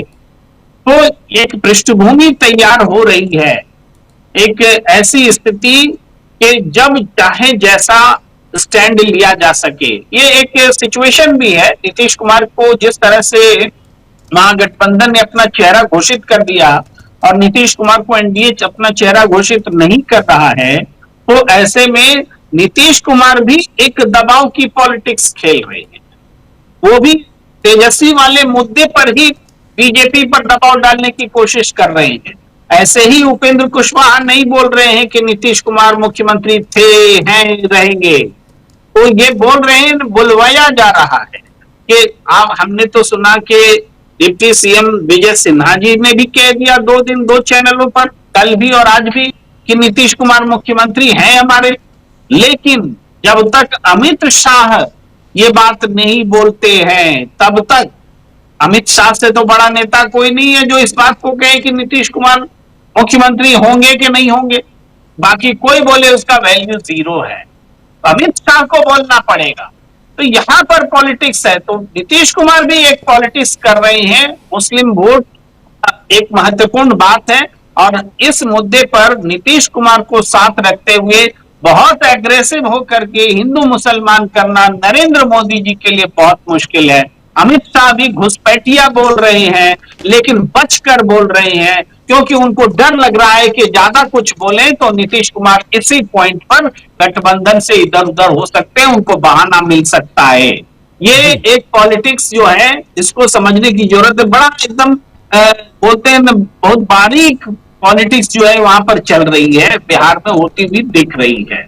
ये मतलब ये पहली बार ऐसा दिख रहा है, प्रशांत जी जो बात कह रहे हैं प्रेम कुमार जी, इस हिसाब से पहली बार ऐसा दिख रहा है किसी राज्य में नरेंद्र मोदी और अमित शाह और उनका पूरा कुनबा मुसलमान शब्द कहने से डर रहा है और कहीं ना कहीं उनको ये डर सता रहा है कहीं यह 17-18% मुसलमानों का पूरा चंक इंडिया गठबंधन की तरफ चला गया तो बहुत दिक्कत हो जाएगी, ये माना जाए। और ऐसे में वक्फ संशोधन कानून की बात करके क्या तेजस्वी यादव ने आज एक नई राजनीति छेड़ दी बिहार की सियासत में? प्रेम कुमार जी कुछ जोड़ना चाहते हैं? जी प्रेम कुमार जी जल्दी से आपके बाद फिर एक लाइन जोड़ना ये भी चाहता हूं कि मुसलमान वोट चिराग पासवान को भी चाहिए, बिना उसके उनकी सीटें निकलने वाली नहीं है, इसलिए उनको भी चाहिए कि वो एक सॉफ्टनेस रखें। ये एनडीए की दुविधा है।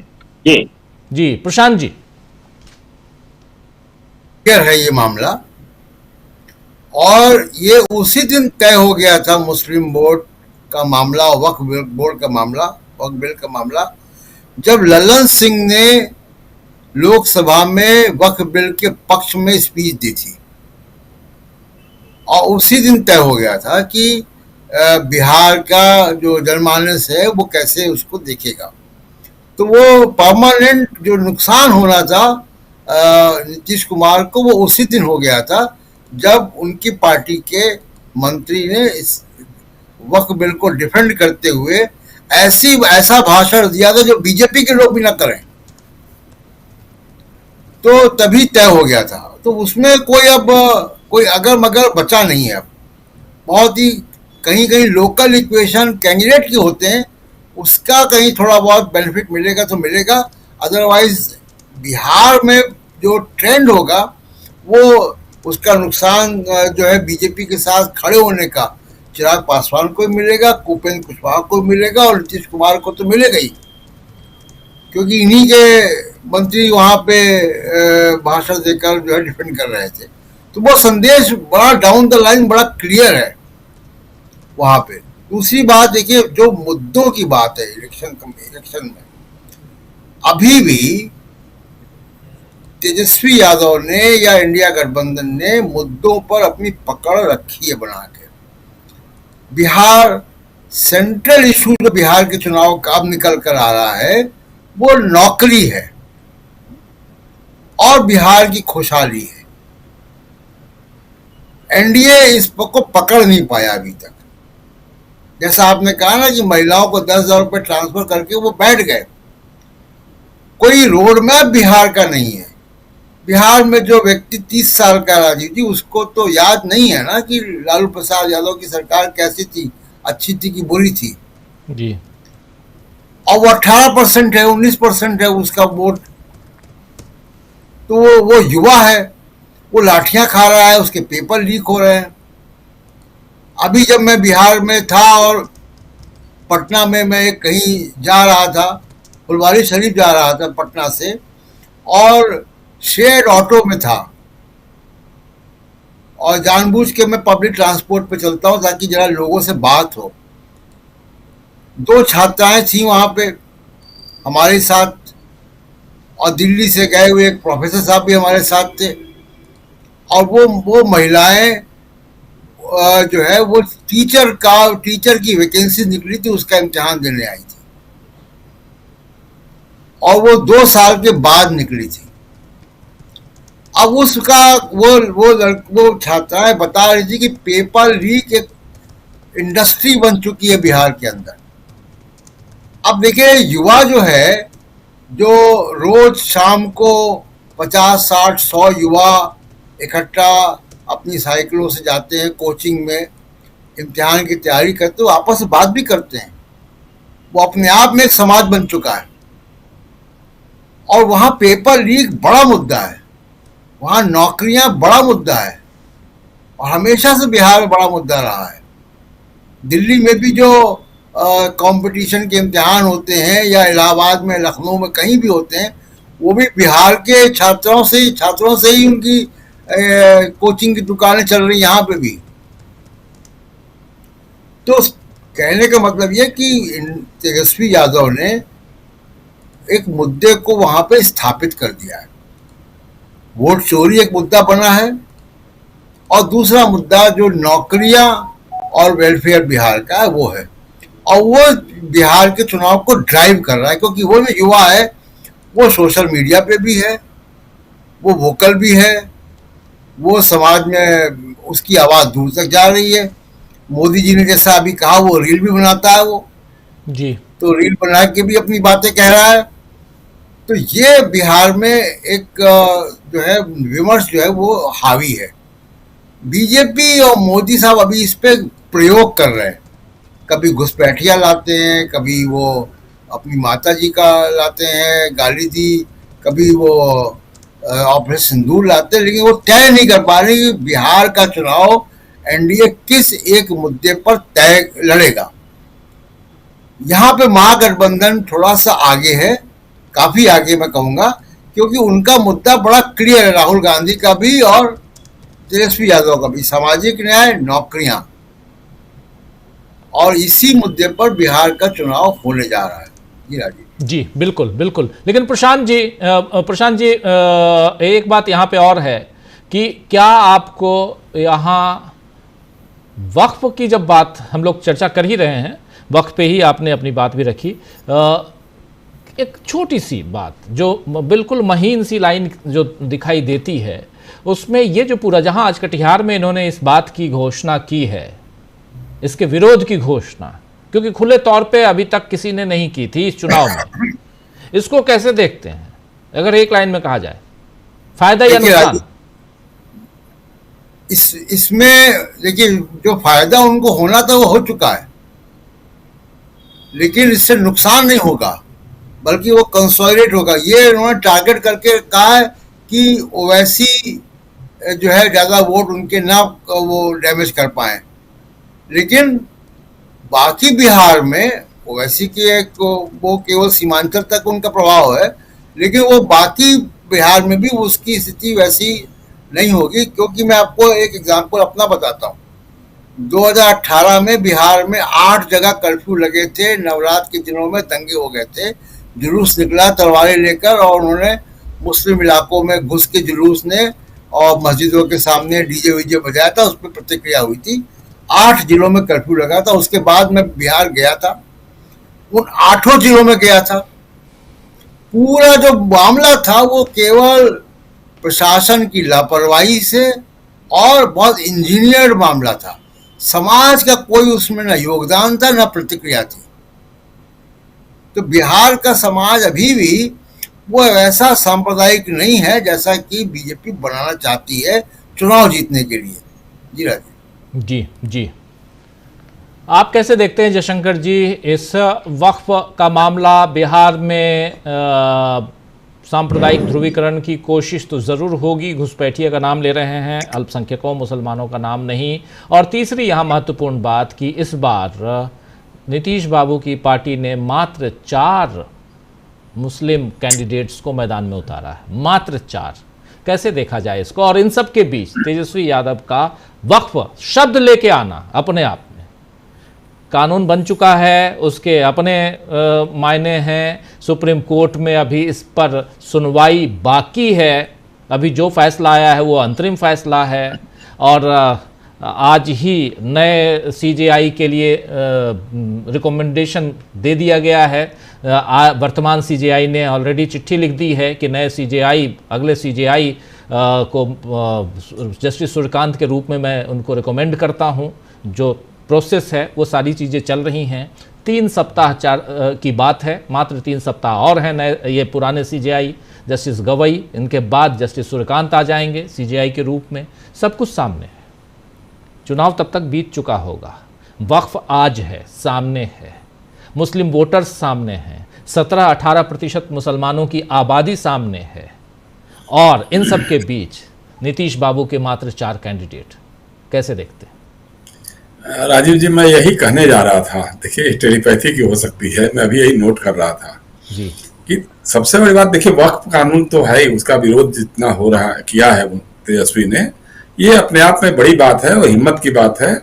और खासतौर से जो सीमांत बिहार में जाकर के किया है, जैसा आप प्रशांत कर रहे थे, मैं पिछली बार मैं भी यही कह रहा था कि सीमांत बिहार के इलाकों में, कोसी अंचल के इलाकों में जो ओवैसी की पार्टी मजबूती से लड़ने का दावा कर रही है, वो उसको एक जवाब हो गया है। क्योंकि जब संसद में वक्फ संशोधन कानून बन रहा था, विधेयक पर जब चर्चा हो रही थी या मतदान हो रहा था, तो उतने प्रबल विरोध की जितनी अपेक्षा थी उतने नहीं किया था। एआईएमएम के लोगों ने भी, ओवैसी लोगों ने नहीं किया था, और जनता दल यू और एलजेपी ने तो सपोर्ट किया था बाकायदे। एक तो कैबिनेट में थे ही, मतलब चिराग भी कैबिनेट में, राजीव रंजन ललन भी कैबिनेट में, इन लोगों ने, सारे लोगों ने सपोर्ट किया था। दूसरी बात यह है कि आश्चर्यजनक है कि आप थोड़ा बहुत भी जो भ्रम बना करके रखते थे नीतीश कुमार कि नहीं साहब हम सेकुलर हैं, हमने कभी कम्युनलिज्म के साथ समझौता नहीं किया, लेकिन सिर्फ 4 उम्मीदवारों को टिकट दिया आपने, 101 में से सिर्फ 4। और अगर पूरे एनडीए को जोड़ लिया जाए तो मैं दावे के साथ तो नहीं कह पा रहा हूं कि एलजेपी ने कोई दिया कि नहीं दिया है, लेकिन बीजेपी ने एक भी उम्मीदवार नहीं दिया है मुस्लिम। सैयद शाहनवाज हुसैन बेचारे लगे रहे कि शायद उनको कहीं से मौका मिल जाए, लोकसभा से लेकर विधानसभा तक उनके कोई पूछ नहीं, उनको भी टिकट नहीं दिया गया। हमसे कोई उम्मीदवार नहीं है, कुशवाहा जी की पार्टी से कोई उम्मीदवार नहीं है, मतलब 243 में सिर्फ 4 उम्मीदवार मिले हैं। और उसमें कितने जीतेंगे कितने नहीं जीतेंगे अलग बात हो सकती है। तो अल्पसंख्यकों के बारे में जो घृणा है, जो नफरत है, जो अभी तक भारतीय जनता पार्टी और आरएसएस के लोग फैलाते थे, उससे कहीं ना कहीं हमारे नीतीश कुमार और उनकी पार्टी में प्रभावित हो रही है। ये इससे बड़ा दुर्भाग्यपूर्ण बात और कभी हो नहीं सकती है, मैं कभी सोच भी नहीं सकता था, लेकिन ये हुआ है। इसके कारण देखिए, जो एनडीए में खलबली जैसी बात कर रहा था मैं, सिर्फ मुसलमान की बात नहीं है, ओबीसी में भी जितने लोगों को टिकट दिया है तेजस्वी यादव ने, कुशवाहा समाज के लोगों को, मुझे लगता है शायद दर्जन भर से ज्यादा 14 या कुछ टिकट दिया है, बाकी एनडीए से नहीं है, उतना नहीं दे पा रहे हैं लोग। तो कुशवाहा समाज में भी बहुत बेचैनी है। कुशवाहा समाज, जिसे पूर्णिया में जो उनके सांसद थे पहले, मतलब पूर्व सांसद संतोष कुशवाहा, वो आरजेडी में आ गए, वहां से चुनाव लड़ रहे हैं, आरजेडी के टिकट पे विधानसभा का चुनाव लड़ रहे हैं। तो इस तरह का जो बन रहा है, और दूसरा ये कि तेजस्वी पर लोगों को भरोसा हो रहा है कि एक तो युवा है और जो कह रहा है वो कर रहा है। और सबसे बड़ी बात जो अभी मैं कहने वाला था, हमारे प्रधानमंत्री जी ने और अमित शाह जी ने बिहार के पुरुषार्थ को चुनौती दी है। जिस तरह से जाकर कह रहे हैं कि साहब बिहार में तो जमीन ही नहीं है, हम फैक्ट्री कहां लगाएंगे, गुजरात में ही सारी जमीन है, सारी फैक्ट्रियां गुजरात में लगेंगी। ये बिहार के युवाओं को कोच रहा है। वो कह रहे हैं कि साहब ये कैसी बात कर रहा है। और मैं बता दे रहा हूं, सबसे बड़ा कल कारखाना तो रोहतास इंडस्ट्री था ना, डालमिया नगर में। प्रफुल्ल जी गवाही देंगे, हवाई अड्डों के लिए जमीन आपको मिल जा रही है, लेकिन कल कारखाने लगाने के लिए आपको जमीन नहीं मिल रही है बिहार में, जहां पे हजारों लोगों को रोजगार मिल सकता होगा। तो ये कैसी, मतलब इसको जो है नौजवान समझ रहा है कि 11 साल से तो जुमला झुंझुना फंसा करके सब बहकाते आ रहे हैं सब, और अब तो सीधे सीधे इस तरह की बात कर रहे हैं, मतलब हम सारी फैक्ट्रियां इसलिए ले जा रहे हैं गुजरात क्योंकि बिहार में जमीन नहीं है साहब। तो ये सारी चीजें कहीं ना कहीं सब मिला के अक्यूमुलेट कर रही हैं, और एनडीए का बाजा बजने की तैयारी हो रही है। बस उनको एकमात्र जो है एसआईआर का काम हो या चुनाव आयोग अन्य जो तरीके अपनाता है, उससे अगर इन लोगों ने पार पा लिया। और जो रैलियां हो रही हैं, मैं रैलियों के बारे में क्या कहूं, देखिए ये तो 2020 में भी इसी तरह की रैलियां होती थी। आत्मविश्वास बहुत अच्छी बात है, लेकिन ओवर कॉन्फिडेंट नहीं होना चाहिए। ये महागठबंधन के लोगों को भी थोड़ा ध्यान रखना होगा, और अपनी तैयारी, जितनी आप रैलियों में भाषण कर रहे हैं, उससे अधिक तैयारी आपको बूथ अपना मजबूत करने में, और वहां पे चेकिंग करने के चुनाव आयोग की जो धांधलियां हो सकती हैं, संभावित या आशंकित जो भी धांधलियां हो सकती हैं, उससे कैसे पार पाया जाए, इसकी तैयारी भी इन लोगों को करनी पड़ेगी। और अगर मैं अभी दावे के साथ कर रहा हूं कि अगर चुनाव स्वतंत्र और निष्पक्ष ढंग से हो गए और मतगणना भी इसी निष्पक्षता के साथ पूरी कर ली गई, तो 100 का आंकड़ा एनडीए पार नहीं कर पाएगा। 80 और 90 के बीच में सिमट जाए तो आश्चर्य नहीं होगा। जी राजीव जी। जी बिल्कुल, आप 100 से नीचे दे रहे हैं लगातार एनडीए को, और निष्पक्ष चुनाव हो जाए तो आप सही कह रहे हैं, ऐसा हो सकता है क्योंकि परिस्थितियां बहुत बदली सी। जी जयशंकर जी की आवाज बढ़ाओ जरा। जी, एक राइडर है उसमें वही कि अगर स्वतंत्र और निष्पक्ष चुनाव हो गए या मतगणना स्वतंत्र और निष्पक्ष ढंग से करा दी गई। जी बिल्कुल सही कह रहे हैं। लेकिन ये जरा अल्पसंख्यक की राजनीति कितना महागठबंधन के साथ उसके आसपास दिखाई देती है और कितना बिदकती हुई छिटकती हुई एनडीए से दिखाई देती है, प्रफुल्ल जी कैसे देखते हैं आप? भी उनके साथ ही हूँ जी। ठीक है जी। जयशंकर सर ठीक ही कहे, जयशंकर सर ठीक ही कह रहे हैं, मैं उनके इस मत के साथ ही हूँ। लेकिन अभी आपने कहा माइनॉरिटी के बाद संविधान की जो अनुच्छेद है 28, 29, 30, उसकी अनदेखी करते हुए जहां पर अल्पसंख्यकों के इसको सुरक्षा प्रदान की गई है, तो उसकी पूरी की पूरी अनदेखी करते हुए जो केंद्रीय मंत्री हैं ललन सिंह जी जेडीयू के हैं, जो एग्रेसिव भाषण उन्होंने उसके पक्ष में दिया था, वो बहुत ही एग्रेसिव था और जेडीयू की राजनीति को सूट नहीं करता था। और नतीजा ये हुआ कि चंद्रबाबू नायडू तक के कान खड़क गए, उन्होंने भी इसका विरोध किया और राज्यसभा में जाते जाते बिल की स्थिति ऐसी होगी कि जेपीसी की नौबत आ गई या पार्लियामेंट्री कमेटी ने उस पर विचार किया, और पार्लियामेंट्री कमेटी में जैसा कि संजय सिंह वगैरह ने कहा कि डिसेंट नोट तक को उसमें शामिल नहीं किया गया, उसमें पेश नहीं किया गया और बलपूर्वक किसान कानून की तरह ही इसे पास करा लिया गया। ठीक उसी प्रकार इसका आंदोलन माइनॉरिटी समाज में नहीं हुआ, लेकिन हलचल तो काफी तेज थी और अभी न्यायिक समीक्षा में फंसा हुआ है और कई जगह लोग इसको पाया, हमारे सुप्रीम कोर्ट ने पाया है कि ये अव्यवहारिक है और इसको उसी रूप में स्वीकार करना, लागू करना शायद संभव नहीं है और प्रैक्टिकल नहीं है। देखा जाए सुप्रीम कोर्ट इस पर कब फैसला करता है। हालांकि हमारे यहाँ ऐसे इंपॉर्टेंट मामले, ऐसे महत्वपूर्ण मामले काफी लंबित चलते हैं, काफी पेंडिंग रहते हैं, जिसका असर अच्छा नहीं होता है। लेकिन तेजस्वी यादव ने इसकी चर्चा करके उस पूरे समय को फिर से एक बार रिकॉल कर दिया है और पूरा का पूरा समय उस समाज के सामने, जो माइनॉरिटी के लोग हैं उनके सामने वह दृश्य उपस्थित हो गया है कि क्या है कि उस समय की जो बेचैनियां थी वो बेचैनियां भी सामने आ गई है और उन्होंने इस पर जेडीयू को उस समय भी बहुत कुछ भोगना पड़ा था। जेडीयू का काफी विरोध हुआ था, उनके माइनॉरिटी सेल के लीडर लोग उससे बाहर निकल आए थे, तो इसका असर तो पड़ेगा ही पड़ेगा। कुल मिलाकर के ये जो कह रहे हैं कि चुनाव आयोग क्या करता है, कौन सी भूमिका अदा करता है, अभी बहुत कुछ बूथ मैनेजमेंट है, अभी समय है। बूथ मैनेजमेंट में क्या प्रक्रिया होती है, ये जब प्रथम चरण का चुनाव होगा उसी में यह साबित हो जाएगा, झलक जाएगा कि बूथ अरेंजमेंट किस ढंग से इन्होंने हुआ है, क्योंकि बूथ मैनेजमेंट बहुत ही महत्वपूर्ण होता है। पोलिंग एजेंट इनके किस ढंग से आते हैं, काम करते हैं और वहीं पर संगठन की भूमिका होती है और आरजेडी और माले की भूमिका वहां जबरदस्त महत्वपूर्ण होगी, जहां पर कांग्रेस में थोड़ी सी कमजोरी हो सकती है बूथ मैनेजमेंट में, जिसकी क्षतिपूर्ति इनको करनी होगी। एनडीए के साथ ट्रांसफरेबिलिटी ब्लॉक है। अभी भी चाहे ये जितना दर्शन कराएं, अभी भी नीतीश कुमार जी का वोट चिराग पासवान को ट्रांसफर नहीं होगा, वो ब्लॉक हो चुका है। चिराग पासवान का वोट नीतीश कुमार को ट्रांसफर नहीं होगा, ये भी ब्लॉक हो चुका है। इन लोगों ने खुद ही ब्लॉक किया है अपनी अपनी राजनीति को ऐसा करके, लेकिन महागठबंधन में राजनीति उस ढंग से उसकी ट्रांसफरेबिलिटी थोड़ी सी स्मूथ है। प्रशांत किशोर, जिसको मैं मानता हूं कि इस समय चुनावी राजनीति में वो डस्ट क्लाउड है, लेकिन उनकी स्थिति हो गई है कि कम से कम जहां पर मार्जिन रहा है जीत हार के अंतर का, वहां वो सेंट्रलाइज कर रहे हैं। और पहले इन लोगों को लगता था यह वोट महागठबंधन का काटेंगे, लेकिन अब इनको समझ में ये आ गया है कि प्रशांत किशोर की उपस्थिति से अगर वोट कटेगा तो वह वोट एनडीए का ही कटेगा, 1000 कटे 500 कटे।